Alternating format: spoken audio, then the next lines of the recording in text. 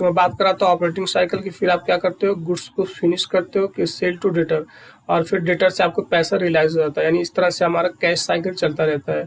और अगर ध्यान देना, आपको कैश साइकिल मान लो जैसे एग्जाम्पल 15 मंथ है और आपको क्रेडिटर का पेमेंट 14 महीने के अंदर में करना है, तो ये भी आपका एक तरह से करंट लायबिलिटीज ही होती है। क्यों? क्योंकि हम ऑपरेटिंग साइकिल के अंदर में ही कर रहे हैं। अब दूसरा आपका पार्ट 2 में बताया गया शेड्यूल 3 के प्रॉफिट एंड लॉस यानी इनकम स्टेटमेंट के बारे में बताया गया हुआ है। तो ये कुछ बातें हैं, पहले आप इनकम स्टेटमेंट का फॉर्मेट देख लो यहाँ पे, उसके बाद आते हैं यहाँ पे हम इनकम स्टेटमेंट।